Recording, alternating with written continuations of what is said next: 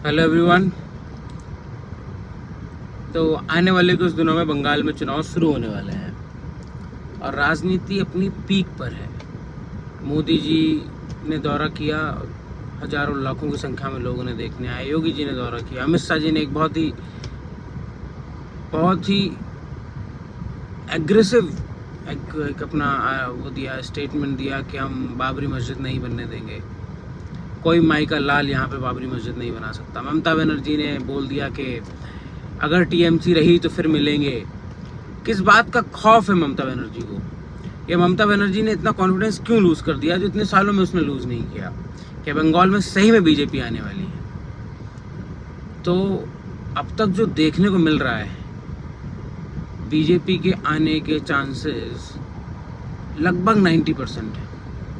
बंगाल के लोगों को समझ में आ गया है कि भारतीय जनता पार्टी के अलावा और कोई विकल्प बचा ही नहीं है उनके पास।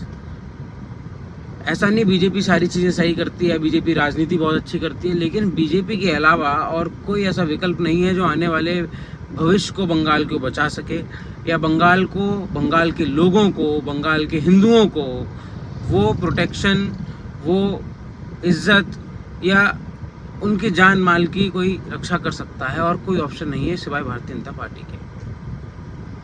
अभी ये बिल आया था कि महिला आरक्षण बिल बीजेपी ने इंट्रोड्यूस किया, जिसमें महिलाओं को आरक्षण दिया जा रहा था। और बैक साइड से बीजेपी का एक बहुत अच्छा स्ट्रोक था।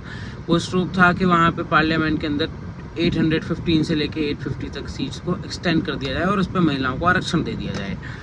अच्छा, ये एक तरीके से अपोजिट पार्टी का कहना है कि बीजेपी का ये मास्टर स्ट्रोक था अपनी राजनीति को सिक्योर करने के लिए, अपने आने वाले चुनावों में जीतने के लिए, कि वापस से डिलिमिटेशन के आधार पर जब ऐसी सीट्स को अलॉट किया जाता तो बीजेपी के पास संपूर्ण बहुमत होता और कहीं ना कहीं बीजेपी आने वाले कई वर्षों के लिए सिक्योर हो जाती अपने पॉलिटिकल करियर को लेकर। अच्छा, एक संदर्भ तो ये है, और दूसरा संदर्भ ये है कि अगर वो कर भी रही है, अगर बीजेपी कर भी रही है तो गलत क्या है?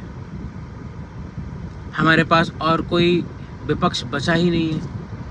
कांग्रेस पार्टी को लेके हम देखते हैं तो उन्होंने तो अपना इतना अच्छा इतिहास रचा है, रक्तचरित इतिहास रचा है कि इस देश के, इस प्रांत के मूल निवासियों ने उनके अत्याचार बहुत अच्छी तरह देखे हैं। चाहे वो सिखों को लेकर उन्होंने दंगे करवाए, वो देख चुके हैं हम।